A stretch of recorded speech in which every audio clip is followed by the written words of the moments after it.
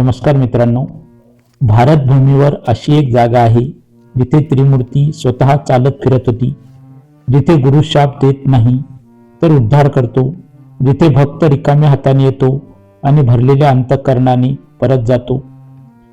ते पवित्र स्थान म्हणजे श्री क्षेत्र गाणगापूर. दत्त या शब्दाचा अर्थ आहे जो दिला गेला आहे, जो स्वतःला कोणत्याही अटीशिवाय भक्तांना अर्पण करतो, तोच खरा दत्त. श्री दत्तात्रेय हे केवळ एक देवता नाही, ते त्रिमूर्तीचे साक्षात सजीव तत्व आहेत. ब्रह्मा सृष्टी निर्माण करणारी शक्ती, विष्णू सृष्टीचे पालन करणारी करुणा, महेश अज्ञानाचा नाश करणारी तपश्चर्या, या तिन्ही शक्तीचा संगम म्हणजे श्री दत्तात्रेय. पौराणिक कथेनुसार ऋषी अत्री आणि माता अनुसया यांच्या तपश्चर्येने त्रिमूर्ती प्रसन्न झाल्या. माता अनुसयाच्या प्रतिवत्य सामर्थ्याने ब्रह्मा, विष्णू आणि महेश बालरूपात प्रगट झाली. त्या तिन्ही बालकांचे एकत्र रूप म्हणजे दत्तात्रेय अवतार. दत्तात्रेय नेहमी दिगंबर अवस्थेत असतात. याचा अर्थ नग्नपणा नव्हे तर बंधनमुक्त अवस्था. त्यांच्यासोबत 4 कुत्रे असतात. ते 4 वेदांचे प्रतीक आहे. गाय म्हणजे पृथ्वी व धर्म. दत्तात्रेयाचा आश्रम नव्हता, सिंहासन नव्हते, भव्य मंदिरही नव्हते. ते राहिले वनात, डोंगरात, नद्याच्या काठी, कारण त्यांचा मार्ग राजमार्ग नव्हता. तो सामान्य माणसाच्या आत्म्याचा मार्ग होता. दत्त परंपरेत जात नाही, धर्म नाही, उच्च नीच नाही. जो शरण येतो तो शिष्य. श्री दत्तात्रेयांचे 24 गुरु प्रसिद्ध आहेत. वारा, पाणी, अग्नी, पृथ्वी, प्राणी, पक्षी, संपूर्ण सृष्टी त्यांची गुरु होती. यातून दत्त तत्व सांगते, शिकायला कोणताही अहंकार नको, कारण ज्ञान सर्वत्र आहे. आजही जेव्हा भक्त श्री गुरुदत्त म्हणतो तेव्हा तो एका मूर्तीला नाही तर जिवंत गुरुतत्वाला हाक देतो. याच गुरुतत्वाचा प्रत्यक्ष अनुभव देणारे क्षेत्र म्हणजे श्री क्षेत्र गाणगापूर. गाणगापूर भूमीचे आध्यात्मिक महत्व व रहस्य. भारतामध्ये अनेक तीर्थक्षेत्र आहेत, पण काही स्थाने जागृत असतात जिथे देव भक्त पूजेत नाही तर अनुभवात उतरतो. गाणगापूर हे असेच एक जागृत क्षेत्र आहे. हे क्षेत्र कर्नाटक राज्यातील गुलबर्गा जिल्ह्यात वसलेले आहे. येथे 2 पवित्र नद्या भीमा, अमरजा या नद्यांचा संगम होतो. संगम म्हणजे केवळ पाण्याचा मिलाप नाही, तो 3 शक्तीचा संगम आहे. देह, मन, आत्मा. म्हणूनच शास्त्र सांगते, जिथे 2 नद्या भेटतात तिथे ध्यान लवकर लागते. गाणगापूरच्या भूमीत अतिशय सूक्ष्म पण प्रभावी ऊर्जा आहे. अनेक साधक सांगतात, इथे आलो की मन आपोआप शांत होतं. यामागे कारण आहे. ही भूमी ऋषी मुनीच्या तपश्चर्येने शतके पावन झाली आहे. पुराणामध्ये उल्लेख येतो की या संगमाजवळ ऋषी अत्रीच्या वंशातील अनेक योगी तप करत असत. नंतर याच भूमीला श्री नरसिंह सरस्वती महाराजांचा स्पर्श लाभला. म्हणून गाणगापूर हे मंदिर नाही, पर्यटन स्थळ नाही, केवळ गाव नाही, ते आहे जिवंत साधना क्षेत्र. इथे येणाऱ्या भक्तांना कोणतीही मोठी विधी सांगितली जात नाही, फक्त 3 गोष्टी सांगितल्या जातात. श्रद्धा ठेवा, संयम ठेवा, गुरुचरणी शरण जा. गाणगापुरात पाऊल टाकल्यावर भक्ताला जाणवतं इथे काहीतरी वेगळं आहे. अनेक लोक म्हणतात, इथे आल्यानंतर जीवनातील गोंधळ कमी होतो, निर्णय स्पष्ट होतात. कारण गाणगापूर समस्या सोडवत नाही, ते माणसालाच बदलतं. या भूमीचा आणखीन एक रहस्यपूर्ण नियम आहे. इथे अहंकार टिकत नाही, इथे दिखावा चालत नाही, इथे गुरु परीक्षाच घेतात. म्हणूनच म्हटलं जातं, गाणगापूर बोलावतं, कोणीही तेथे योगायोगाने जात नाही. दिगंबरा दिगंबरा दिगंबरा दिगंबरा या पवित्र संगमावरच लवकर प्रगट होणार होते दत्तगुरूचे साक्षात अवतार श्री नरसिंह सरस्वती महाराज. नरसिंह सरस्वती महाराजांचा अवतार याविषयी आपण आता पाहू. जेव्हा अधर्म वाढतो, जेव्हा धर्म केवळ ग्रंथात उरतो, तेव्हा ईश्वर स्वतः मार्गदर्शक बनून अवतरतो. दत्त परंपरेत देव अवतार घेतो गुरु रूपात. 14व्या शतकात कारंजा नगरीत एक अद्भुत घटना घडली. ब्राह्मण दाम्पत्य श्री माधव व अंबा भवानी यांना पुत्ररत्न झाली. पण हे बालक सामान्य नव्हते. जन्मताच मौन, डोळ्यात विलक्षण तेज, खेळण्यापेक्षा ध्यानाकडे ओढ. गावकऱ्यांना वाटे हा बालक मुका आहे. पण माता अंबा भवानी जाणत होती हे मौन अज्ञानाचे नाही तर अवधूत स्थितीचे आहे. 8व्या वर्षी उपनयन संस्कार झाले. जसा मंत्रोच्चार झाला तसे त्या बालकाने वेद, उपनिषद, ब्रह्मसूत्रांचे उच्चार सुरू केले. सर्व स्तब्ध झाले. तोच क्षण होता जेव्हा लोकांना समजले हा बालक नव्हे, दत्तगुरूचा अवतार आहे. त्याच दिवशी ते म्हणाले, माझे नाव श्री नरसिंह सरस्वती. लवकरच त्यांनी घर त्याग केला. आईच्या डोळ्यात अश्रू पण हृदयात समाधान. माझा पुत्र सर्वांचा गुरु होणार आहे. श्री नरसिंह सरस्वती महाराजांनी भारतभर भ्रमण सुरू केले. काशी, प्रयाग, बद्रीनाथ, रामेश्वर प्रत्येक तीर्थावर त्यांनी ज्ञान दिले, अहंकार तोडला.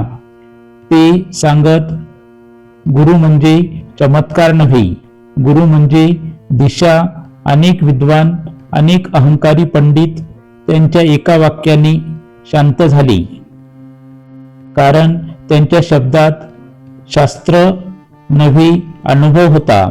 हळूहळू त्यांचा प्रवास गाणगापूरकडे वळू लागला. जणू ती भूमीच त्यांना बोलावत होती. दत्त जप तीव्र होतो.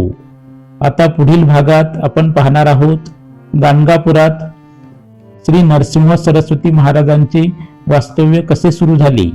गाणगापुरात श्री नरसिंह सरस्वती महाराजांचा वास्तव्यास अनेक तीर्थे पाहिल्यानंतर, अनेक लोकांना उपदेश दिल्यानंतर श्री नरसिंह सरस्वती महाराजांचा प्रवास एका ठिकाणी स्थिरावला.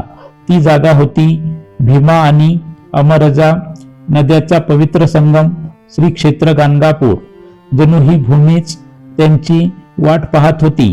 गाणगापुरात पाऊल ठेवताच महाराज थांबले. ते म्हणाले, याच ठिकाणी दत्तगुरूंची इच्छा आहे. येथे त्यांनी चातुर्मास करण्याचा निर्णय घेतला. त्या काळात गाणगापूर एक लहानसे गाव होते. साधी माणसं, भोळी श्रद्धा आणि अनेक व्यथा. लोक महाराजाकडे येऊ लागले. कोणी आजार घेऊन, कोणी दारिद्र्य घेऊन, कोणी पाप बुद्धी घेऊन, कोणी अहंकार घेऊन. महाराज कोणालाही नाकारत नसत. ते मोठे विधी सांगत नसत, जड मंत्र देत नसत. ते फक्त म्हणत, संगमात स्नान करा, गुरुचरणी शरण या आणि सत्याने जगा. अनेकांना वाटे इतकं सोपं, पण हाच दत्त मार्ग होता. महाराजांची कीर्ती हळूहळू दूरवर पसरली. पंडित आले परीक्षा घेण्यासाठी. महाराजांनी एका वाक्यात त्यांचा अहंकार मोडला. गरीब आले आशेने. महाराजांनी त्यांना आत्मविश्वास दिला. गाणगापुरात महाराज फक्त राहिले नाही, तर त्यांनी भक्तांची परीक्षा घेतली, भक्तांना घडवली आणि योग्य वेळी उचलून धरले. या काळात अनेक लहान मोठे चमत्कार घडले. पण महाराज नेहमी म्हणत, हे चमत्कार नाहीत, ही गुरुकृपा आहे. गाणगापुरात दत्त परंपरेला नवे बळ मिळाले. लोक समजू लागले, गुरु म्हणजे देवापर्यंत नेणारा मार्ग. या वास्तव्यातूनच गुरुचरित्रात वर्णन झालेले अनेक दिव्य प्रसंग घडले. दिगंबरा दिगंबरा श्रीपाद वल्लभ दिगंबरा. आता पुढील भागात आपण पाहणार आहोत गुरुचरित्रातील थरारक व करुण चमत्कार. गुरुचरित्रातील प्रमुख चमत्कार व भक्तोद्धार. गाणगापुरात वास्तव्यास आल्यानंतर श्री नरसिंह सरस्वती महाराजांनी असंख्य भक्तांचे जीवन बदलले. हे चमत्कार नव्हते, ही होती गुरुची करुणा. अहंकारी पंडिताची परीक्षा. एक मोठा विद्वान पंडित महाराजाकडे आला. अहंकाराने भरलेला, स्वतःला सर्वज्ञ समजणारा. त्याने महाराजांना प्रश्न विचारले. महाराज शांतपणे ऐकत राहिले. अखेर म्हणाले, ज्ञान डोक्यात असेल पण अहंकार हृदयात असेल तर ते ज्ञान उपयोगी ठरत नाही. तो पंडित नतमस्तक झाला. त्या दिवशी त्याचा अहंकार गळून पडला. दुसरा चमत्कार, रोगी ब्राह्मणाचा उद्धार. एक ब्राह्मण भयंकर रोगाने त्रस्त होता. औषधांनी साथ दिली नाही. देवळातून ही उत्तर मिळाले नाही. तो महाराजाच्या चरणी आला. महाराज म्हणाले, संगमात स्नान कर आणि मनात दत्त जप ठेव. काही दिवसातच तो पूर्ण बरा झाला. लोक म्हणाले, चमत्कार. महाराज म्हणाले, श्रद्धेचा परिणाम. तिसरा चमत्कार झालेला आहे, पापी स्त्रीचे परिवर्तन. एक स्त्री दुर्व्यसन आणि पाप मार्गात अडकली होती. समाजाने तिला नाकारले. ती रडत रडत महाराजाकडे आली. महाराज म्हणाले, तू वाईट नाहीस, तुझे कर्म वाईट होते, आजपासून बदल कर. ती स्त्री नवजीवन जगू लागली. गाणगापुरातच तिने सेवा सुरू केली. शिष्याची कठोर परीक्षा.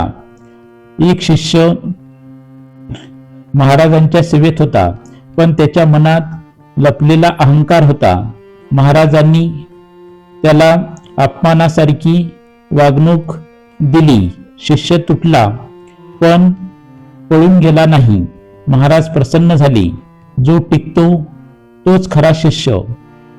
या सर्व घटनातून एकच गोष्ट स्पष्ट होते, गुरु शिक्षा देत नाहीत, गुरु घडवतो. गुरु अहंकार काढून टाकतो. गुरुचरित्र सांगते, गाणगापुरात जो जसा येतो तो तसाच बदलतो. दिगंबरा दिगंबरा श्रीपाद वल्लभ दिगंबरा. आपण पाहणार आहोत आजचे गाणगापूर, विधी परंपरा आणि अनुभूती. आजचे गाणगापूर, विधी परंपरा आणि भक्तांचा प्रत्यक्ष अनुभव. पहाटची काकडची आरती. आजचे गाणगापूर हे केवळ ऐतिहासिक क्षेत्र नाही तर जिवंत दत्त परंपरेचे केंद्र आहे. दररोज हजारो भक्त भारताच्या कानाकोपऱ्यातून इथे येतात. कोणी संकट घेऊन, कोणी प्रश्न घेऊन, कोणी भक्त शांततेच्या शोधात. काकड आरती व दैनंदिन पूजन. गाणगापुरात दिवसाची सुरुवात काकड आरतीने होते. श्री गुरुदत्तच्या घोषणात संपूर्ण वातावरण भारावून जाते. इथे मूर्ती पूजेपेक्षा पादुका पूजेला अधिक महत्व आहे.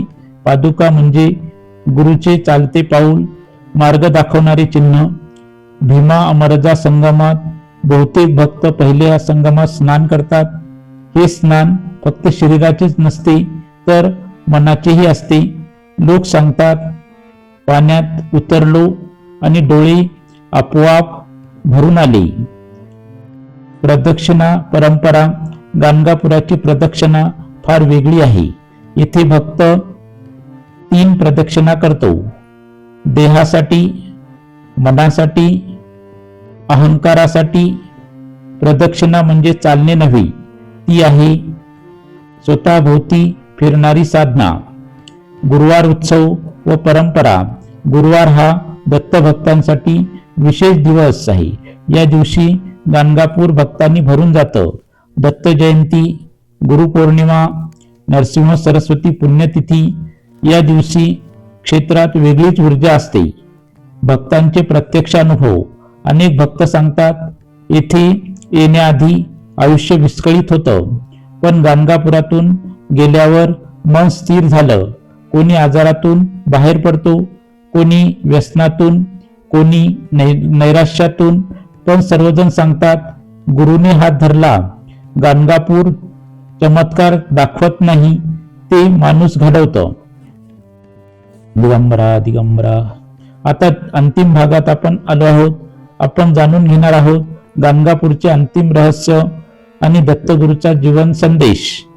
गाणगापूरचे